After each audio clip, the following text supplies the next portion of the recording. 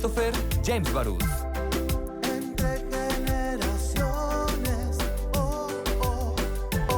Muy buenos días, tengan todas y todos ustedes. Estás aquí en tu programa Entre Generaciones. Mi nombre es Christopher James Barús y este es el primer programa a nivel nacional con perspectiva generacional, en donde están debatiendo con un enfoque los baby boomers, los centennials, los millennials y la generación X. Para iniciar este gran programa, que lo dividiremos en 4 bloques, iniciando con el impeachment, con la absolución de Donald Trump, así como también la cena con empresarios del presidente de la República, qué ha pasado con el avión o el proceso del avión, de la rifa del avión presidencial, la nueva ley de vialidad, la nueva ley de transportes en el estado de Chihuahua y cómo impacta en la ciudad en el 4 bloque. Pero para dar el inicio, quiero dar la más cordial bienvenida a la maestra Margarita Alvidres, que está representando a la generación Baby Boomer. Bienvenida, maestra, buenos días. Christopher.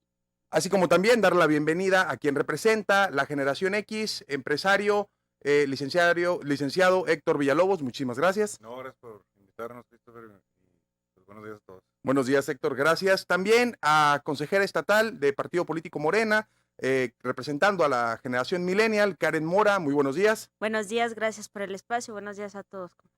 Gracias, Karen. Y a estudiante de la Facultad de Derecho, Ricky Siqueiros, representando a la generación Centennial. Muy buenos días, Ricky. Muy buenos días, Chris. Encantado Bueno, de estar aquí. Para iniciar con este tema, me gustaría que escucháramos el contexto. Adelante. Estados Unidos acaba de vivir un momento histórico, el tercer juicio político a un presidente. Donald Trump enfrentó un procedimiento que buscaba destituirlo del cargo y a la vez inhabilitarlo para el próximo proceso electoral de noviembre, en el que buscará la reelección. Para lograr la destitución se necesitaban 67 votos de los 100 senadores. Solo un demócrata, Mitt Romney, apoyó la destitución. Gracias a esto, Donald Trump fue absuelto y se enfrenta a las elecciones con un muy favorable 49% de aprobación de su presidencia. Por otro lado, Bernie Sanders ganó las primarias de New Hampshire, con lo que se perfila para ser el contendiente republicano para enfrentar a Trump en las votaciones presidenciales. Hablemos de elecciones, hablemos entre generaciones. Hablemos entre generaciones, hablemos de las elecciones de Estados Unidos. Es el tercer juicio político en la historia de Estados Unidos, pero es el más grave en la historia de Estados Unidos ahora con la presidencia de Donald Trump. ¿Qué opinas, Héctor? Bueno, efectivamente puede ser el más grave porque tiene que ver con con que Estados Unidos está permitiendo a gobiernos extranjeros en meterse precisamente en sus elecciones, ¿no?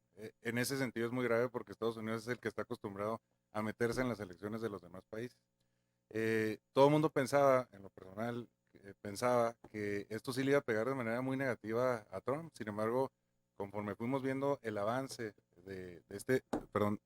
muchas veces, conforme fuimos viendo el avance de este impeachment, pues nos dimos cuenta de que realmente la base de seguidores de Trump no ha caído. La gente lo apoya. Los republicanos, únicamente uno de ellos fue el que estuvo a favor de que se diera este juicio. En su mayoría estuvieron apoyando al presidente. Y los demócratas pues realmente se vieron temerosos de lo que pudiera hacer este presidente y se vieron muy cautelosos, demasiado moderados para mi gusto, lo que permitió que no solo no le perjudicara este impeachment al presidente, sino que ahora sale más fortalecido del mismo, ¿no? ¿Sale más fortalecido, maestra, Donald Trump con el impeachment? Yo digo que se mantiene en las condiciones en que estaba, porque la verdad algo le tiene que haber lastimado esta situación de alguna manera. Luego los esquemas de medición no siempre miden el verdadero contexto en el que se desarrollaron las cosas, pero efectivamente coincido que aunque los demócratas se vieron bastante cautelosos en el tema. Muy bien, Karen. Mira, la verdad, es un tema un poco extraño porque al menos los senadores, varios comentarios que se hicieron, por ejemplo, fue uno de que los actos o por lo que se le acusaba eran cosas indebidas, pero pues al igual y votaron por liberarlo, ¿no? Y Así como es. tú mencionabas de los juicios políticos, por ejemplo, Bill Clinton en 1999 enfrentó un juicio político, ¿verdad? Y lo que él dijo que pues eran lamentables las acciones por las que se les había considerado. Yo considero, al igual que la maestra, que se mantiene, no se debilita ni lo favorece. La verdad, a nadie creo que nos favorecería enfrentar un juicio político, menos en la situación que estás, ¿verdad? Considero. Es un proceso rápido con una votación en 40 minutos. Vimos que fue fast track. Ricky. Yo desde un principio sabía que Trump iba a salir avante de esta situación. Yo sí creo que lo perjudica y pone, ahora sí que posiciona un poco más a Michael Bloomberg para que pueda ser el candidato demócrata. Yo sí creo que lo lastima esta situación. Sí lo hace Retomando mal. el tema del candidato demócrata, vemos cómo el avance el avance de Biden no es tan evidente como el que ha tenido Bernie Sanders, un hombre de más de 80 años, un hombre que plantea posturas también que buscan en un agente diferenciador con Donald Trump, utilizar herramientas que lo diferencien absolutamente de Donald Trump y en muchos de los casos va al extremo de lo que se ha planteado en Estados Unidos con anterioridad. Maestra. También siento que está muy radical también su posición. Son dos posiciones completamente opuestas. Yo no sé si sea el mejor candidato. Sé que es el que ha ganado las primarias, pero no sé si será su condición. La edad, hay que reconocer que nos va a ayudar. Así como considero que no debe ser alguien exageradamente joven, tampoco exageradamente maduro, por decirlo de alguna manera. Este chico que mencionabas, Michael, Bloomberg. es el que es el alcalde de De Nueva York. Fue eh, alcalde. Pero bueno, también ya tiene 78 años. no, así hay que no un está muchacho tan- más joven, por ahí leí y se me fue el nombre, Ajá. que en las de Iowa quedó en segundo lugar. Mitt Romney. Se me fue el Mm, nombre, perdón. No, pero Romney es republicano, Sí, ¿no? ajá. No, este quedó en las de Iowa después Sanders. de Sanders, así es. Pues es que está Pero Sanders, está, Biden. pero está muy joven, tiene 38 años. Ujú. Entonces digo yo, es demasiado falta de madurez y experiencia la que se necesita para dirigir un país y más un país. Ni tan Como grande ese, ni tan exacto. joven. Héctor, ¿cuál es tu punto de vista? Y sobre todo con una perspectiva generacional. Precisamente yo aquí no le veo un tema generacional importante. Yo no veo ni de la parte republicana ni de la parte demócrata alguien que pudiera hacerle sombra al presidente Trump, sobre todo después de este impeachment, ¿no? Que salió victorioso y donde vemos a una presidenta del Congreso rompiendo los papeles, haciendo una rabieta, o sea, dejando un político, dejándose manipular emocionalmente, pues no se vio para nada bien. Ahora Romney, que era el único republicano que estaba Compitiendo.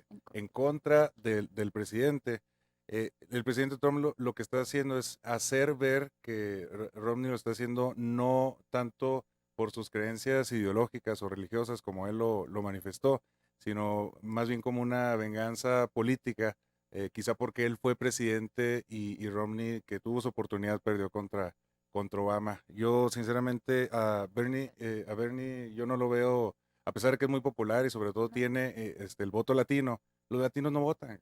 O sea, aunque puedan votar, ellos no se acercan a la urna y no ha representado el voto de pues, la mayor minoría que debería ser representativa, no lo está haciendo en estos momentos todavía por el tema cultural que conocemos de la apatía de estos latinos. Yo no creo que le alcance a ninguno de ellos y yo sí veo un fortalecido Trump. ¿Apatía o miedo? Karen, Yo creo que sí puede haber un rival para Donald Trump en el sentido de las próximas elecciones, por ejemplo, como mencionaba Ricardo, que es Michael, el que fue alcalde de Nueva York. Es- El característico de ese perfil, a pesar de la edad, dejando a un lado eso, porque ese es un tema que a lo mejor entraríamos en otro debate, si eres o no eres capaz, independientemente de la edad, es en el sentido de lo que él ha hecho, ¿no? Tengo entendido que es uno de los más grandes millonarios de Estados Unidos y que parte de su dinero lo ha donado a la causa.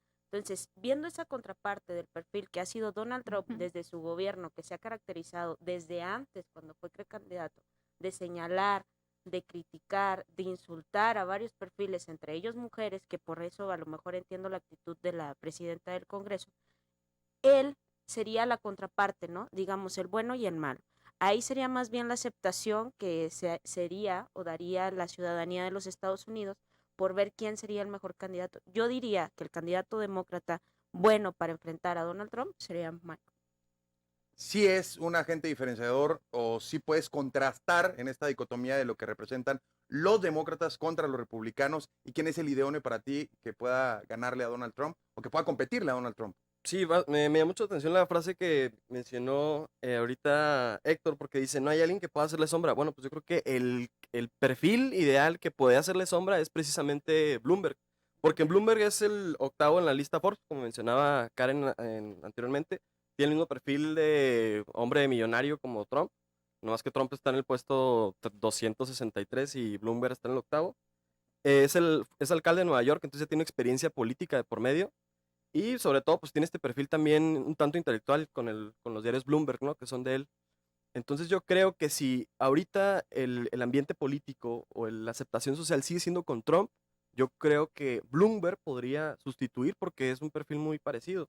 Si buscan algo totalmente diferente a Trump, pues bueno, ahí está Bernie Sanders o Joe Biden, que también pues Ujú. están ahí, están en las encuestas bajando. ¿Y a México qué le beneficia? Porque luego ahorita mucha gente me manda mensajes y me dice, oye, Cris, ¿por qué están hablando de las elecciones de Estados Unidos si estamos en México?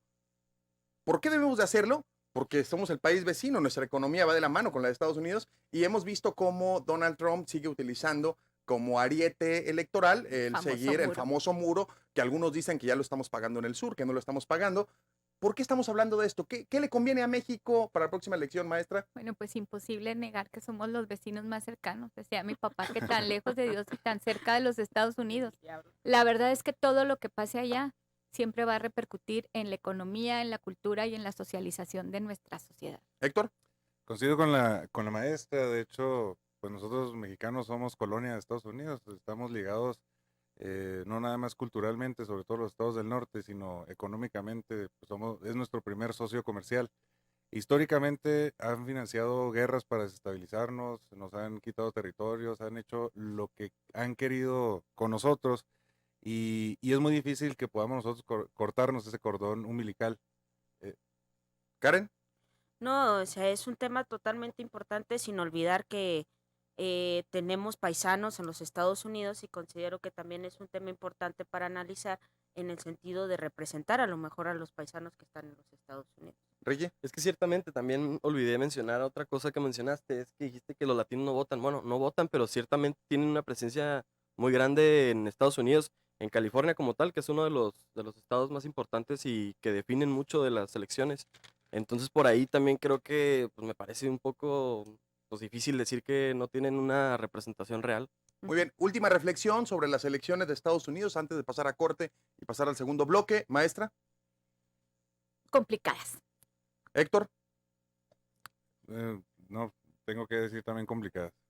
Karen. Como dijeron los senadores cuando pasó este proceso del juicio político, el destino de Donald Trump se decidirá en las urnas de noviembre.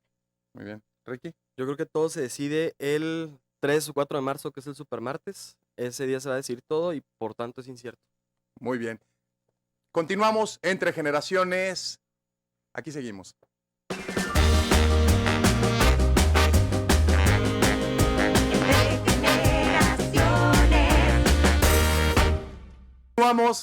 Continuamos en Entre Generaciones y continuamos con un tema que la semana pasada fue trascendente a finales de semana con una cena que invitó el presidente de la República a empresarios en algunos medios de comunicación. Se manejó primero como una noticia falsa, una hoja en donde les hacía una propuesta de donación para comprar boletos. Pero luego, algunas horas, incluso al día siguiente, el mismo presidente de la República salió a decir que sí era cierto esa hoja en la que le pedía amablemente y le solicitaba de manera voluntaria a los empresarios apoyo para la compra de boletos para la rifa del avión. Pero escuchemos el siguiente contexto.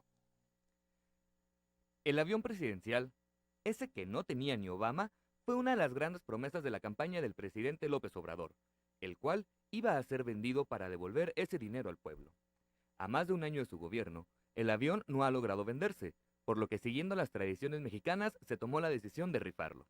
Bueno, el equivalente al costo del avión en efectivo, 100 premios de 20 millones de pesos. Lo restante será destinado a la asistencia pública, hospitales y comprar equipo médico.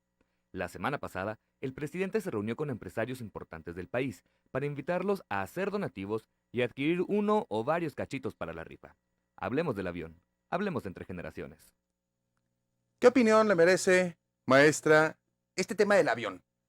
Quisiera obviarlo porque la verdad me parece de risa. Eso es lo que me parece el tema del avión. No puedo concebir una situación como esta. Héctor. Bueno, históricamente Andrés Manuel se ha visto, históricamente se ha visto muy conocedor de cómo manejar los medios de comunicación y cómo llevar la agenda. Yo creo que este no es un caso de risa, sino es un caso donde Andrés Manuel está utilizando todos los medios para hacer que todos estemos volteando hacia algún punto que a él le conviene. el llevar el curso de la política y de la agenda de medios, y no nos estamos fijando en cosas más trascendentes o más importantes como la violencia que está pasando en nuestro país. No. Entonces, yo creo, definitivamente no es de risa, hay que analizar todos los puntos.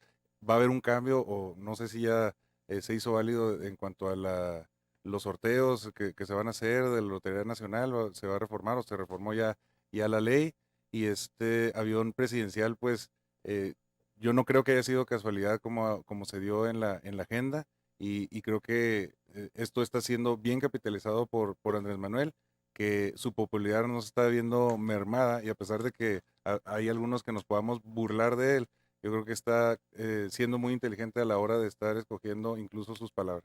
Karen, Creo que está cumpliendo una promesa de campaña que hizo, que fue vender un avión presidencial que se había comprado a un costo elevadísimo para utilizarlo el presidente de la República del sexenio pasado, que la verdad es algo, un uso no innecesario, digamos, por el estilo. A lo mejor el método o la forma sería un tema a analizar y decir cómo podremos venderlo o cómo podemos hacerlo. Lo que sí es cierto, como comenta a lo mejor Héctor, es que Andrés Manuel tiene una forma de comunicar en las mañaneras que la verdad es impresionante, que ningún presidente lo había hecho. No es de que se apodere de un tema, sino que los medios de comunicación dan el tema importante. No es un distractor. Los distractores siempre han existido. Ha habido temas que han salido a la luz importantes, y hay otros temas que no. Cada quien visualiza y le da la importancia a los temas que consideres. Creo que sí, a lo mejor es un tema un poco de análisis en si se rifa o no se rifa el avión presidencial, pero lo que sí considero es que es muy importante y muy bueno para dónde se va a destinar ese presupuesto, ¿no? Que es para la salud de todos los mexicanos. Ricky, Yo la verdad, pues a mí también es algo que me da mucha pues vergüenza y pena que en México se estén haciendo este tipo de rifas como si fuera en una primaria, o yo creo que ni siquiera en la secundaria se hacían ese tipo de rifas. Y bueno, ciertamente el New York Times habló, ¿no?, de la habilidad que tiene el presidente de desviar la atención sobre los temas. Hay un problema muy grande en cuestión de violencia, y sale el día siguiente hablando con un cinismo total de una rifa del avión presidencial. Yo creo, yo era los que, bueno, sigo considerando que Andrés Manuel debería usar ese avión. Yo creo que los mexicanos pues merecemos un mandatario que eficiente su tiempo, que vaya al G20, que vaya a las principales convenciones, a los summits que existan, y que no esté en el aeropuerto aparte en los aeropuertos todas las demoras que existen en vuelo comercial. Yo creo que él debería usar ese avión presidencial y no habrá ningún problema. Karen. Yo creo que no es un tema de vergüenza, y no mentamos en que en las secundarias no utilizábamos ese tipo de rifas, ¿no? Rifábamos hasta pasteles, en la iglesia todavía se rifan pastel. Entonces las rifas siempre han existido independientemente del tema.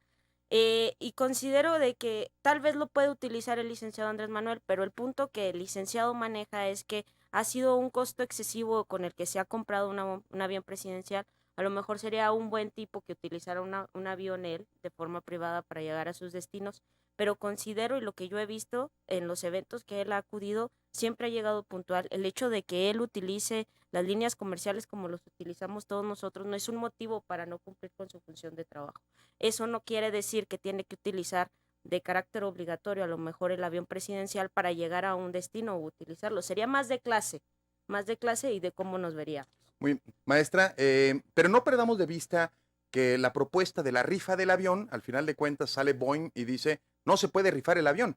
Y el mismo presidente dice, bueno, no vamos a hacer entonces una rifa del avión, porque luego cuando sale el anuncio, comenzó los memes y fue hasta muy, muy gracioso.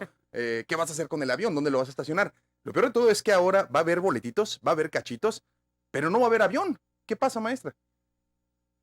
Honestamente, Christopher, yo creo que aquí, ahorita leía lo que dice aquí de los empresarios.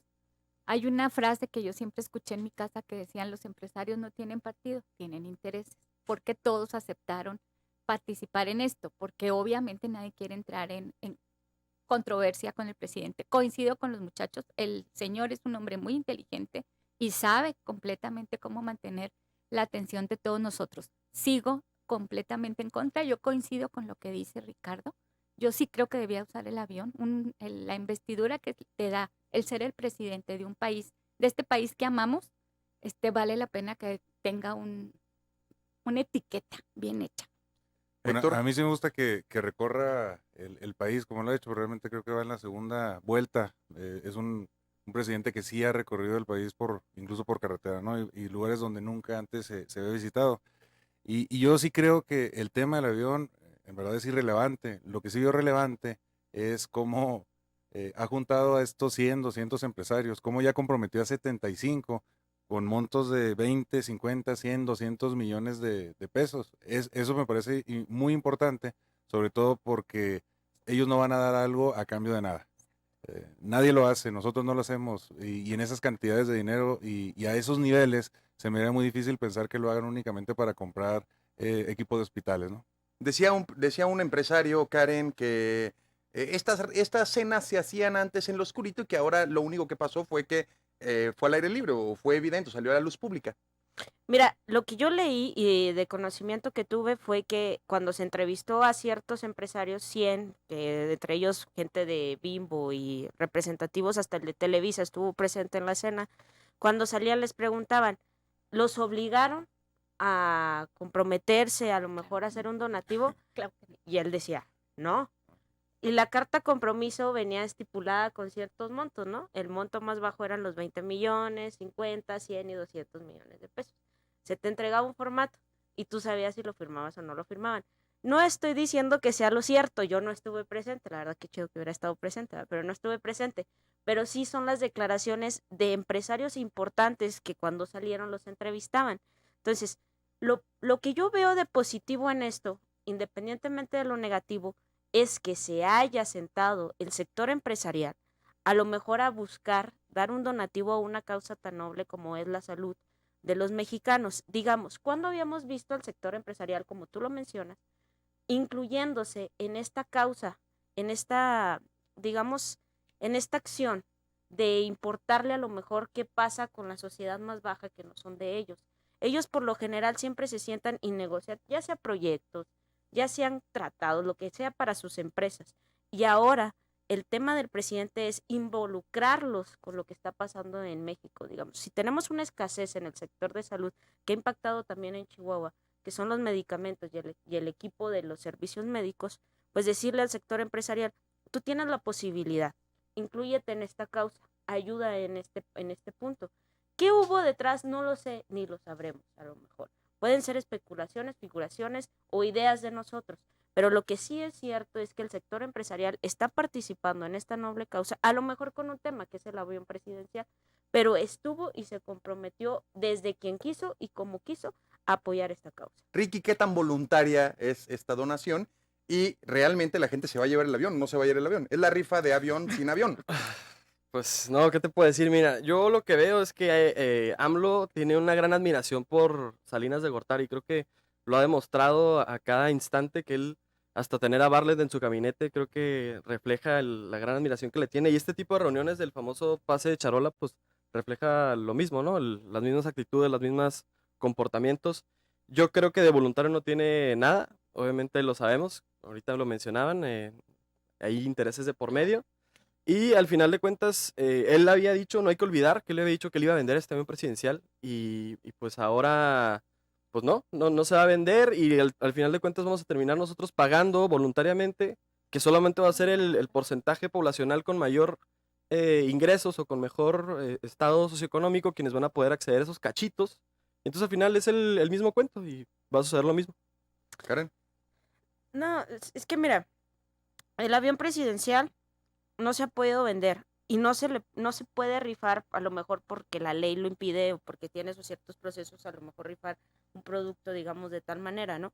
Lo que se plantea, tengo entendido, es buscar rifar el monto total, vender los cachitos por un monto que te dé, vendiendo su totalidad, el costo del avión presidencial y ese costo donarlo al sector salud, es lo que tengo entendido que se va a realizar. No sé, Son el Andrés impuestos Manuel de luego otro cambia nombre, de ¿no? cada cosa. Entonces, mira, no estás obligado, tú no vas a estar obligado. Si tú puedes, si quieres, puedes comprar el cachito, pero no vas a estar obligado. Los que pueden, y no es más, nadie está obligado. Es un tema de no obligación, sino es un tema, por eso yo digo como voluntariado, ¿no? Si yo quiero, yo compro el cachito, independientemente de mi afinidad con Andrés Manuel. Si yo quiero, compro 5, si yo quiero, compro 10, si yo quiero, compro 1 y si yo quiero, no compro ninguno, ¿no? O sea, es un tema más bien que yo digo que por eso buscaron primero al sector empresarial para ver cuánto podían donar el sector empresarial. De hecho, hubo hasta un monto, ¿no? De cuánto se tendría que haber recabado con los empresariales. Hubo una meta de 4 millones. de 4 millones. De boletos. Así es, 4 De millones de boletos boletos, de vendidos. boletos. Héctor, Sí, mira, ahí, pero a final de cuentas yo compro un cachito Ajá. y yo espero ganarme un avión como me lo contaron al principio. ¿para qué lo quieres? No tienes dónde No, ponerlo. a mí me encantaría tener un avión en mi casa y bueno, ya con eso. No te Mínimo lo cabe, vendo y no lo te remate. cabe, Cabe. Christopher. El problema es que voy a comprar un cachito, Sí. pero no me voy a ganar el Pero avión ya se porque no hay un avión. especificó eso, ya se Mira, especificó se, eso. se modificó la ley orgánica de la Lotería Nacional. Ya se puede rifar en especie. Se abrogó la ley que se publicó hace 35 años y ahora es la Pronósticos quien se encarga de estos torneos y la personalidad jurídica de la Lotería Nacional se conserva únicamente para este proceso. En dado caso sí se podría. Realmente, si yo me saco el avión, lo único que me gustaría sería venderlo lo más rápido posible para comprarme otras cosas, ¿no? El avión pues no me sirve de nada porque no tengo espacio para un carro extra, mucho menos para un avión. Y sí yo creo que el hablar del avión es lo menos importante Ujú. y el trasfondo creo que sí es importante. Mencionabas ahorita, Karen, que los empresarios no fueron obligados. Yo me acuerdo cuando le pedía permiso a salir a mi papá, él tenía 2 cuartas con la que se le da a los caballos en la pared y una se llamaba Iranda y siempre la más grande. Entonces cuando le pedía permiso, él me decía, si quieres ir, anda. Entonces yo voluntariamente aceptaba no pedirle permiso para salir porque eran mis intereses quedarme ahí en la casa. En última reflexión antes de ir a corte, maestra. Yo creo que los empresarios sí han sido convocados otras veces y la verdad es que la historia no lo refleja. Héctor, Sí, yo creo que sería muy importante que los empresarios se comprometieran por pagarle mejor a sus empleados y por dejar de contratar a empresas de outsourcing antes de estar participando en esas actividades paliativas. Karen, Qué bueno que se están dando este tipo de cambios, ¿no? Que el sector empresarial participe y sea parte a lo mejor de este tipo de acciones, independientemente de otras cuestiones, pero como dice Héctor, que cumplan sus funciones, que cumplan sus obligaciones y que además colaboren. Ricky. De acuerdo con lo que dice Karen, que los empresarios se acerquen, entonces en ese sentido, pues también que él tome las consideraciones de los empresarios y construya el aeropuerto de Texcoco. Y le dé a su personal. Muy bien. Y le dé a su personal. las Continuamos mismas en prestaciones. Entre Generaciones, tercer bloque, ley de transporte en Chihuahua. Entre generaciones, oh, oh. Continuamos en Entre Generaciones, ley de transporte en Chihuahua. Escuchemos el contexto. La situación en la que se encuentra el transporte público en Chihuahua no es ninguna novedad. Más del 80% de las unidades de colectivo urbano se encuentran en situación irregular, ya sea por falta de registro o porque son muy viejas. Esto ocasiona que la mayoría de los chihuahuenses utilicemos nuestro vehículo para realizar nuestros traslados, lo que eleva los niveles de contaminación y el tráfico en las calles de las principales ciudades del estado. En días recientes, se presentó una iniciativa que busca mejorar las condiciones del transporte público en Chihuahua, modernizando los camiones y buscando la implementación del taxímetro, entre otras cosas. Hablemos de transporte, hablemos entre generaciones. Ley de transporte es un tema que cada elección, algunos actores políticos lo utilizan como ariete electoral y año tras año o cada 3 años o cada 6 años vemos lo mismo, lo mismo y lo mismo. Maestra. Sí, es un tema que tiene anacrónico para la estabilidad del manejo de los transportes públicos y desgraciadamente no tenemos la capacidad de poderlo implementar con un esquema verdaderamente de modernidad y de buen servicio. Héctor. Pues es un tema bastante profundo en el sentido del control que antes tenían los sindicatos sobre este esquema, que poco a poco se ha ido tratando incluso en la administración del gobernador Duarte. Se trató en quitarle precisamente este poder que tenían los concesionarios a la hora incluso de tasar las tarifas que se ponían, ¿no? Y pues ya estuvo bueno de que se estén parando las vialidades a cada rato. Hay muchos vehículos, sobre todo los que prestan servicios a maquilas que ni siquiera placas tienen, que no están regulados, que no están pagando impuestos. Modernizarlo es muy importante. Realmente a mí me gustaría ver una ciudad dinámica como la Ciudad de México, como la Ciudad de Monterrey, con servicios públicos accesibles para todos y que pues cualquier persona pudiera utilizar. Karen. Creo que es un tema de seguridad para los ciudadanos que utilizan ese tipo de transporte, la verdad. Es un tema de modernidad. A lo mejor no duramos tantas horas trasladándonos de un lugar a otro en ese tipo de transportes, pero sí creo que debemos de abrirnos un poco más a la modernidad Ujú. y al servicio de transporte que tal vez Chihuahua en el estado merece. Terminar con las concesiones a perpetuidad en aras de la competitividad. Ricky. Sí, mira, a mí también me gustaría comentar algo antes también, es que en el caso de Nuevo León existe ahorita un auge y el debate está mucho en la cuestión de la contaminación y creo que en Chihuahua no estamos viendo este escenario porque pues, a lo mejor no hay un peligro inminente, pero sí creo que el transporte público en Chihuahua no es usado o no es visto como una forma de, pues, viable para uno transportarse en la ciudad. Y creo que realmente el hecho de que en la ley se implementen este tipo de mecanismos para que la ciudadanía pueda utilizar ese transporte, y incluyendo en todos los sentidos, en comodidad, modernidad, ¿qué más? Pues por ejemplo también en que si se llegara a usar por gran parte de la ciudadanía, pues se podrían nosotros adelantarnos a un peligro inminente que eventualmente llegará y que es uno de los temas y retos globales, que es el medio ambiente, y podría Chihuahua ser uno de los estados que esté atendiendo esto antes de ver el peligro, ¿no? En el estado circulan 1,853 unidades, de las cuales solo 405 no tienen más de 10 años. La ciudad de Chihuahua.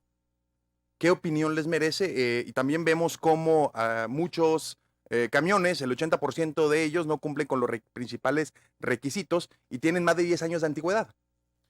Mira, aquí es muy importante también tener en claro que Chihuahua está desde hace varios años por arriba de ciudades como Guadalajara o como Monterrey, de carros por familia.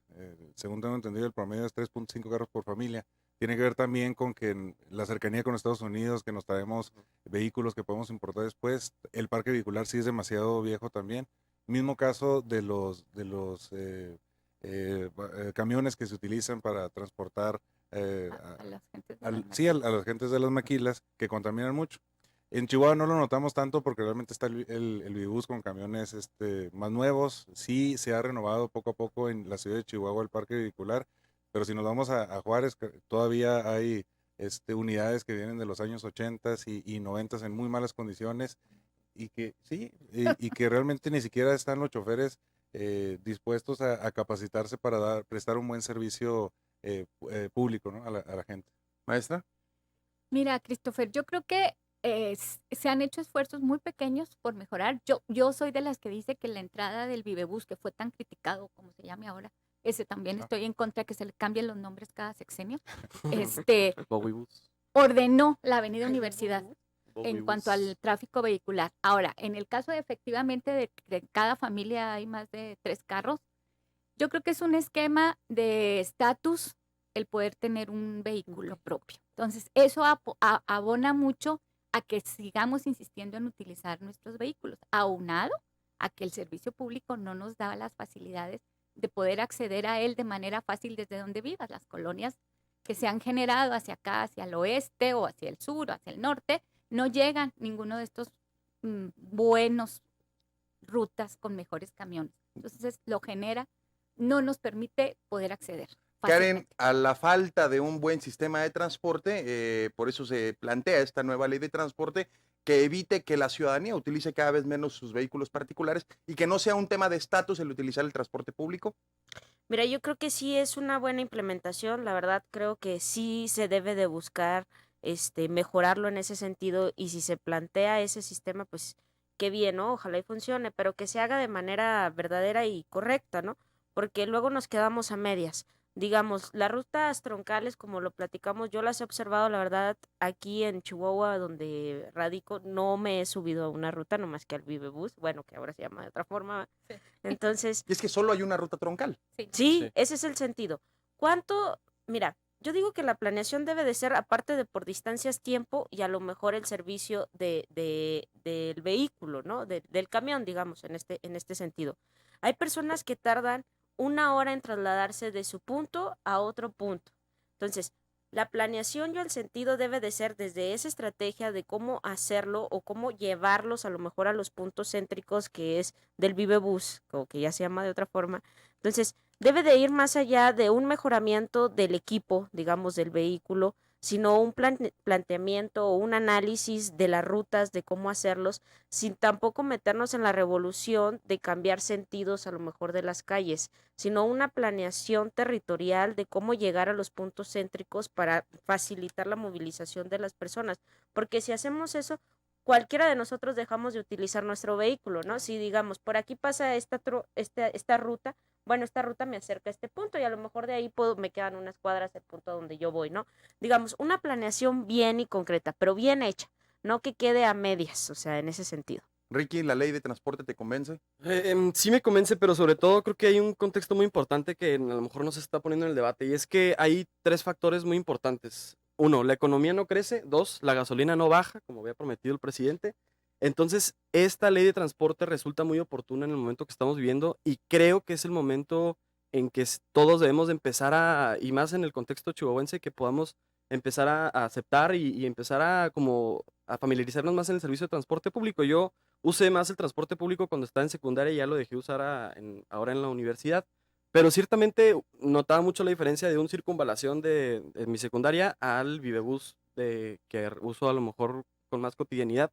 El servicio de calidad que te ofrece el Vivebús es abismal al que te ofrecía el circunvalación con sillas rotas. Y bueno, ahora ya le pusieron cámaras, que creo que eso es algo muy importante como tema del acoso hacia las mujeres.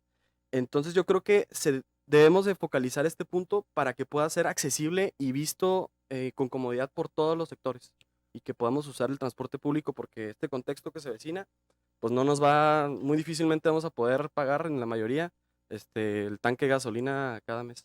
Algunos dicen que esto va a mejorar el servicio de los camiones y va a obligar a que los taxis tengan un taxímetro, así como también el tener el 80%, el integrarles GPS a las unidades de transportistas para poder estar midiendo los tiempos de traslado. Karen. Mira, yo creo que ese es un tema muy importante, el tema del taxímetro, pero siempre y cuando esté bien regularizado, porque como podemos recordar, a lo mejor en la Ciudad de México a mí me ha tocado que luego hasta manipulan el aparato para poder elevar la tarifa. Es bueno en el tema de las tarifas, ¿verdad? En distancia se mide el costo. En ese sentido es bueno. Y yo creo que te da un tanto más de seguridad el tema del GPS, ¿no? De dónde estás, a dónde vas, que nuestros compañeros, nuestros familiares sepan hacia dónde vamos o dónde estamos, más por las situaciones que han pasado. Yo comentaba ahorita con la maestra fuera del aire que yo lo veo como un tema del Uber. Tú sabes que el Uber tiene una regularización así muy estricta, tanto el tema de los vehículos, modelos, hasta que cumplan el tema del GPS y que cumplan las tarifas. Yo creo que eso es un tema muy importante que le beneficiaría mucho a Chihuahua. En el siguiente bloque hablaremos ya de las plataformas digitales de transporte. Maestra. Pero además, un esquema como la competencia siempre va a hacer que mejore cualquier servicio, y eso es en lo que hemos estado trabajando en contra de que entre una competencia que haga mejorar lo que ya existe o a quienes ya tienen una concesión. Héctor, ¿y qué pasa con las familias que desde hace algunos años hicieron una inversión para adquirir un camión, para tener una concesión que la heredaron de algún familiar? Y esta es el modo de vida de la familia. Yo creo que también hay que ponernos en los zapatos de los concesionarios cuando hacen un planteamiento. ¿Qué opinión te merece? Cuando los concesionarios están operando esas unidades, pues que se queden con ellas, ¿no? Pero cuando tienen 2, 3, 4, 5 concesiones y se están enriqueciendo con el trabajo de otros, pues ahí es donde yo vería lo cuestionable, ¿no? Piden que se suba el precio para ellos tener más utilidad, pero no para que el chofer gane más ni para beneficio de las familias. Realmente esas concesiones pudieran vigilarse para que estén mejor aprovechadas. Muy bien. Ni mejora Ricky. la calidad. Yo creo que hay también en una pregunta que va al tema es si los concesionarios piensan en sus ganancias o en la calidad del servicio. Bueno, pues creo que ciertamente en los últimos 15 años solo han pensado en sus ganancias. Entonces el hecho de que ahora se esté tratando de ejercer esta presión para que exista esta calidad, pues es muy bueno, y yo voy a estar apoyando eso. Ahora, ¿creen que esto tenga una repercusión política en las próximas elecciones de 2021, Karen?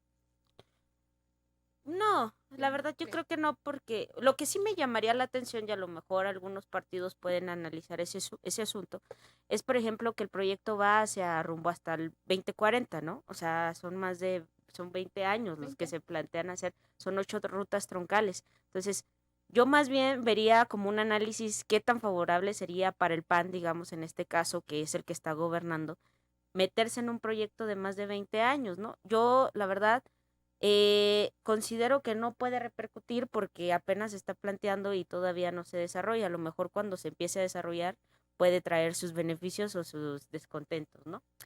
Yo siento que eso ya estaba planeado desde que se pensó en el esquema del Vivebus. Lo que pasa es que entran las diferentes esquemas a gobernar y Y se muere. rompen esa planeación. Yo insisto en que sí existe y no le damos seguimiento. Sí, de hecho, este esquemita ya venía desde, si no mal recuerdo, Patricio Martínez, que Ujú. no lo implementó él, no lo implementó Reyes Baeza, fue hasta el César Duarte quien ya lo pudo implementar por X cuestiones. Pero sí es muy importante, sobre todo para tener un orden legal en cuanto al tema de las concesiones. Sí, el tema del GPS pues, va a dar mucho más seguridad, no nada más a las mujeres, a los jóvenes, a los estudiantes, a los hombres también que podemos estar expensos. No es un tema, creo yo, de género, pero sí de seguridad. Y el tema de movilidad urbana, también que es muy importante que se vaya tocando el tema, sobre todo en ciudades como Chihuahua, donde la vivienda vertical se está promoviendo y vamos a ver poco a poco cada vez más edificios de departamentos donde estemos centralizados y nos movamos a corta distancia. El sistema de transporte público pudiera ser una alternativa bastante viable para que las familias se puedan desplazar de manera más eficiente de lo que estaban haciendo actualmente. Vemos vialidades saturadas como la de la cantera, que no se hacen vialidades alternas para desahogar, pero tampoco vemos a ese servicio público que pudiera contribuir a que se reduzca el tráfico en esas vialidades, ¿no? Última reflexión para ir al cuarto bloque, maestra, Hay que apostar por la planeación. Héctor. Sí, definitivamente hacer planeación, pero también darle seguimiento y no rajarse. Es más fácil pintar la fachada que arreglar las tuberías, pero los políticos deben de poner de sí para que puedan realmente ser factores de cambio en la sociedad. Karen. Que se valore, que realmente sea un proyecto que beneficie a Chihuahua y que lo haga más moderno y que no sea solo una bandera política para las próximas elecciones. Ricky. También creo que tiene que ser una propuesta ciudadana y no tiene que ser ni partidista ni política de ninguna forma. Continuamos entre generaciones.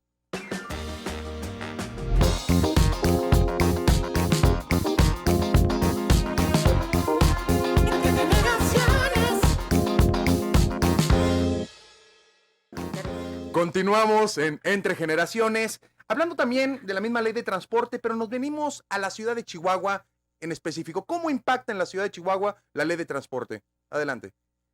La reforma a la ley de transporte puede significar un primer gran paso para convertirnos en una ciudad que opte por moverse en transporte público. Sin embargo, esta idea al parecer no es del agrado de los concesionarios, ya que de entrada removería las concesiones vitalicias fijándolas en una duración de 10 años. Esto ha ocasionado el descontento de este sector, quienes presentarán sus propuestas ante el Congreso del Estado. Esto nos trae a la siguiente reflexión: ¿el transporte público beneficia a los usuarios o a quienes cobran por el servicio? Hablemos entre generaciones. ¿Por qué ese descontento de los transportistas? ¿A quién beneficia? ¿Al usuario? ¿A los transportistas? ¿A la ciudadanía? ¿Al gobierno? ¿A quién beneficia, maestra? No, pues definitivamente que el más beneficiado ha sido siempre el concesionario. Yo creo que debería de haber una regulación. No sé si sea lo más ideal quitar las concesiones y dejarle el trabajo a los gobiernos, cualquiera que sean. Sin embargo, debía de haber una ley que los regulara para que pudieran trabajar en armonía y verdaderamente fuera en beneficio de la comunidad, en general, de quienes usan el servicio público y de quienes también no lo usan, que facilite la manera de moverse en la ciudad. Héctor. Yo creo que los empresarios pueden sentirse algo incómodos de que se les saque de esa zona de confort en la que están sumergidos. Se debe mejorar el servicio, se deben de mejorar las unidades. Es un negocio, ellos deben de ganar dinero. Sin embargo, yo creo que pueden incluso ampliar su cartera de clientes o los usuarios si modifican eso. Yo en lo personal, yo sí usaría el servicio público de transporte si realmente me diera las condiciones que yo necesito para poder trasladarme. Si hubiera un camión o hubiera un tren ligero o algún metro que me trasladara de mi casa a la oficina y por mis hijos o a mis actividades, pues evidentemente lo usaría porque es un ahorro también de gasolina que ahora está tan cara y como dices, pues no ha bajado y sigue subiendo, ¿no? Karen.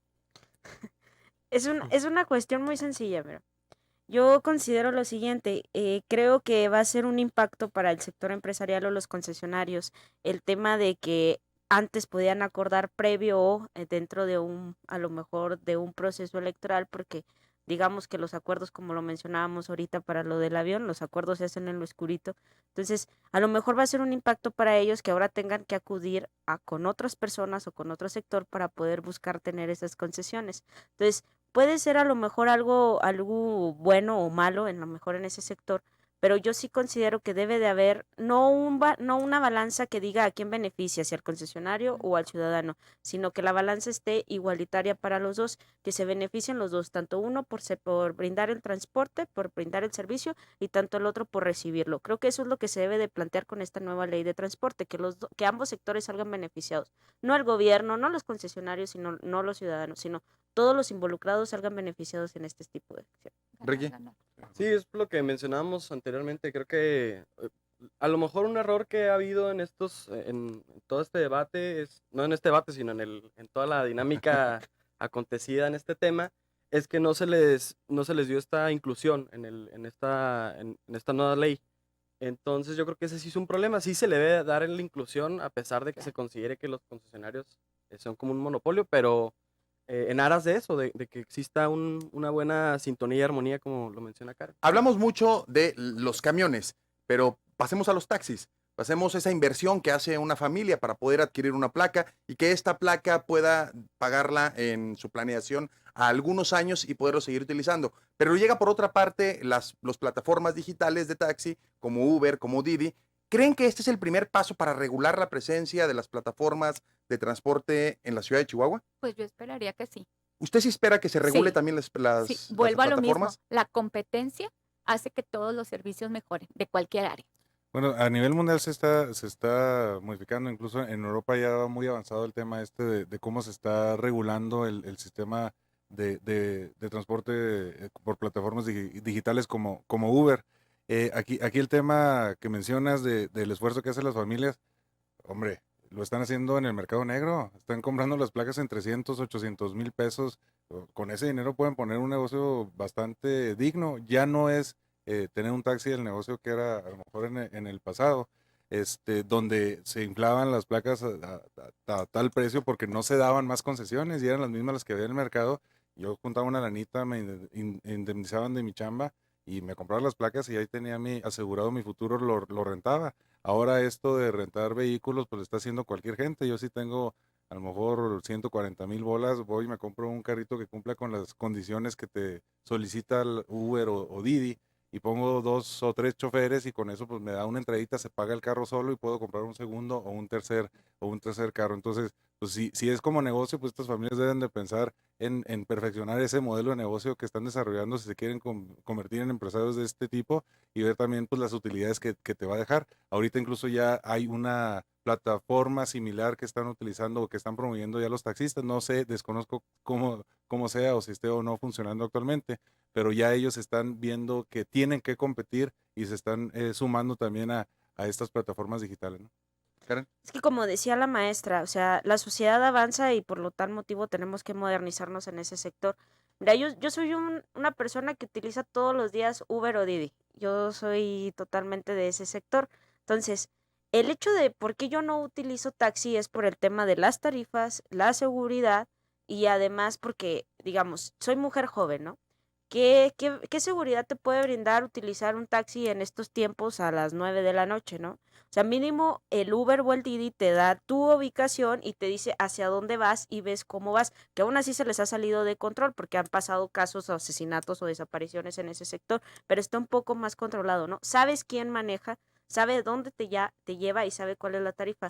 Yo creo que es un tema de modernidad donde antes nada más se beneficiaba una parte y ahora se van a beneficiar varias partes, que además es un tema de seguridad para los ciudadanos. Ricky. Creo que otro tema que también me gustaría tocar ha sido el que se está llevando a lo mejor en los países desarrollados en donde existen este tipo de debates y es la implementación de drones de Uber en 2030. Bueno, ya van a empezar en 2022, me parece que en San Francisco. Pero también si en Chihuahua podemos empezar a ver ese tema de viendo la vivienda vertical, el auge de la vivienda vertical, la geografía irregular de Chihuahua que la caracteriza y sobre todo este tema de la ley de transporte en aras de que es una ley de aquí a 20 años, pues también debería de implementarse ya esto, cómo van a ofrecer este servicio de de transporte aéreo, de drones, cuando ya se empiecen a implementar. Por ejemplo, si llega al piso 18 del Congreso y del piso 18 te trasladas a Delicias, yo creo que esos temas son importantes que ya se empiecen a considerar en cómo lo pueden implementar en la ley y no hasta que ya llegue y esté en el foco. Suena muy futurista para las personas que nos están escuchando el uso de drones, pero es una realidad. Hoy en día ya se utilizan para transportes, incluso Hospital Ángeles ya lo que hace en algunas zonas metropolitanas del país es trasladar para hacer trasplantes de algún órgano vía drones. Y incluso Didi tiene una planeación hasta el 2030. Hay una serie, hay un capítulo en Amazon Prime que te habla del planteamiento a 20 años que tiene Uber y Didi y plantea esto. Y lo que dices tú, Ricky, es por qué no analizar esto de la ley de transporte viendo hacia adelante y viendo hacia el futuro y dejar de estar debatiendo si es la placa contra el de la aplicación. Porque a final de cuentas no perdamos de vista que es el ciudadano, el usuario, el que debe de ser el beneficiario. Pero tampoco perdamos de vista que hubo gente que ya está haciendo una inversión o que ya hizo una inversión algunos años y se lo está comiendo la tecnología. ¿Qué pasará en ese aspecto? No, bueno, pues volvemos a lo mismo. Es que si no te actualizas no vas a poder seguir en el mercado. Renovar o morir. Definitivamente. Así es. Héctor. De acuerdo, y insisto con el tema de cómo adquirieron esas placas. O sea, realmente en su momento, ¿cuánto costó ese permiso? No costaron esos 300 o esos 80,000 pesos, eso es definitivo. Ya recuperaron su inversión, ya recuperaron su inversión. Ahora, si no hicieron un ahorrito para Tú poder lo decías modificarlo, ahorita muy bien. ¿Serán verdaderamente el dueño de la placa el que lo maneje o tienen alguna tercera persona manejándolo? ¿quién está haciendo la presión y cuántas placas tienen? O sea, porque hay gente que Hay que ver tiene quién dinero está para detrás. comprar varios, claro. Karen. Independientemente de clasificar o ver un lado negativo o ver tal vez que hay un lado oscuro en ese sentido, yo estoy de acuerdo con la maestra en el tema de que tú te tienes que modernizar. No puedes quedarte con temas anteriores, ¿no? O sea, debes de modernizarte si la sociedad avanza y si la tecnología está presente. Entonces yo creo que más que dejarlos a un lado, el deber o la obligación de esas personas que ya están dentro a lo mejor de este negocio es Ujú. modernizarse para poder permanecer. Si no te modernizas, tú solito te vas a quedar fuera. Sí. O sea, Ricky. Creo que 3 puntos, transición digital, medio ambiente y la implementación de inteligencia artificial. Creo que en Chihuahua debemos de ser punta de lanza para que se empiecen a tocar este tipo de temas y la ley de transportes también lo debemos de ver desde ese punto de vista. Renovar o morir en el tema del uso de plataformas digitales versus taxis, como se ha planteado. Y vemos cómo el año pasado en la Ciudad de México, incluso aquí en la ciudad de Chihuahua, hubo manifestaciones con las autoridades planteando el no uso de estas plataformas, el poderlo regular. Pero también vemos cómo en los aeropuertos, o incluso aquí en el aeropuerto de la ciudad de Chihuahua, vemos cómo gente cuando aterriza tiene que caminar cientos de metros porque no puede pedir un Uber en el aeropuerto porque lo agarra la federal, porque son los concesionarios del aeropuerto lo que lo pueden hacer. ¿Qué opinión les merece al respecto? No, a mí me parece que es discriminativo totalmente. La libre empresa la hemos promovido siempre en este país y me parece que es una actividad muy loable de los que lo hacen. No está regulada efectivamente y debemos de estar marcadas dentro de la normatividad, pero debíamos de haber llegado a una negociación e inclusión de todas estas gentes. Son personas que, como todos, buscan el qué hacer para tener una mejor calidad de vida. Héctor. Bueno, ese es otro tipo de concesión y ese es suelo federal. Ahí sí, no importa que se haya modificado la ley estatal, no se puede hacer nada hasta que no se cambie a nivel federal ese tema. Cobran más caro, sí, a ellos sí les costó de gobierno, o sea, más cara la concesión también. Es incómodo caminar y en aeropuertos como la Ciudad de México ahí sí se puede pedir y si tienes cuidado nomás de que no te vayan a ver los concesionarios, pues te puedes subir. Aquí no, aquí es bien evidente cuando pides un Uber. Muy bien. Karen. yo creo que más en ese sentido, qué lamentable que a lo mejor nosotros los mexicanos no promovamos a lo mejor ese tipo de plataformas, ¿no?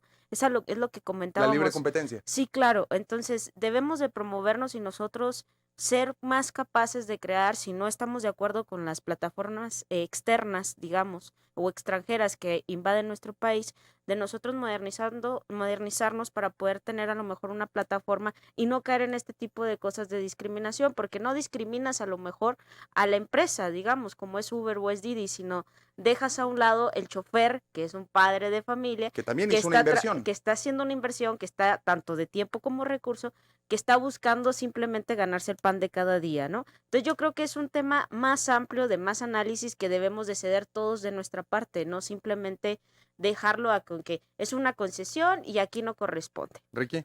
Sí, totalmente. Creo que se debe apostar para el beneficio de la ciudadanía y básicamente eso. En una palabra, como última reflexión, es el primer paso a favor o en contra de regular las plataformas digitales en el uso. Normatividad amplia. Bueno, o sea, si se va a normar o sea, si se va a legislar, tiene que ir en base a las actividades de la gente, ¿no? Karen, Coordinación y beneficio para todos. Ricky, Beneficio para todos también. continuamos.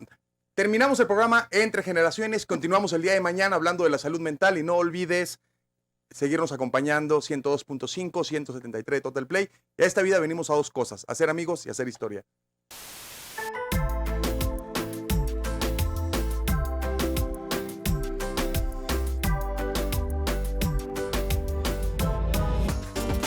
Escúchanos de lunes a miércoles de 9 a 10 de la mañana.